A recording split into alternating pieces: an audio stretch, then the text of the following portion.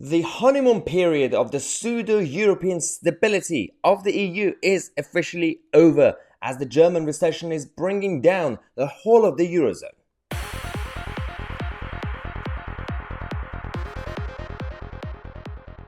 Hello everybody, welcome back to the show, ladies and gentlemen. We have some, well, technically still sad news for people who live in Europe, especially in Germany. The honeymoon period of the German puppet masters of the EU is over. But the honeymoon period of the whole of the Eurozone stability, that was never actually stable. It was more of a facade.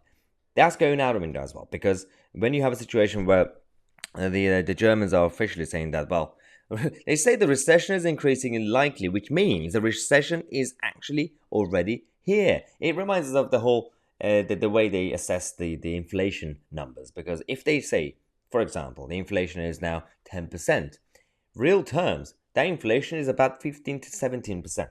Now, same thing with when central banks and the governments come out and say, well, I think we are getting close to recession. That means you are already in recession. And there are a number of reasons for that. First things first, centralizing all powers didn't really help. Secondly, not really giving power to people and small businesses, and instead going to your WF lobby meetings with the corporations doesn't help. Thirdly, when it comes to Germany, your addiction to Russian oil and gas that President Trump warned you against, you ignored him, you laughed at his face, now you're in trouble because of that. That's another thing.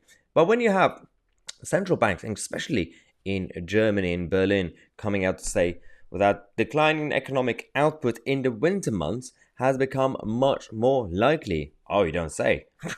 The high degree of uncertainty over gas supplies this winter and the sharp price increases are likely to weigh heavily on households and companies. Interesting enough, you're not really talking about whose fault it is. You don't really talk about how your system is broken, and you, following that, broke the whole of the Eurozone, European Union, and big chunk of the Europe as a continent. If you allowed countries to be sovereign, remain sovereign and democratic, and just trade with each other like normal people, everything could have been avoided.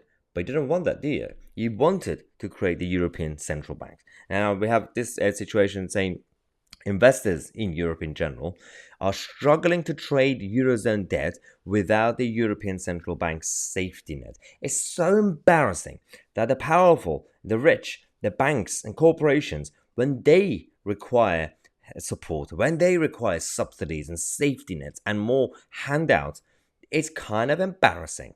Now, Eurozone activity shrinks for second month on price squeeze. Now, this is a big situation. When you look at the contraction that it had in the third quarter, and you have a main debate that's been happening in the central banks and across the European Parliament, which is not even a real parliament, obviously, is about how to minimize the impact rather than prevent it in the future. I mean, are these guys kidding us? I mean, people in Germany are also becoming more Eurosceptic, just like how we said in the previous video. In Greece, people are waking up. Across Europe, people are just, with access to information also comes knowledge, and people questioning everything and realizing, well, what we've been sold, the era of the late 1990s and the 2000s, that was sold as peaceful and stable. The likes of Clintons and the Blairs and the Bushes, that's what we were told. Everything was quite nice. Unless you live in Afghanistan or Iraq, everything was nice, right?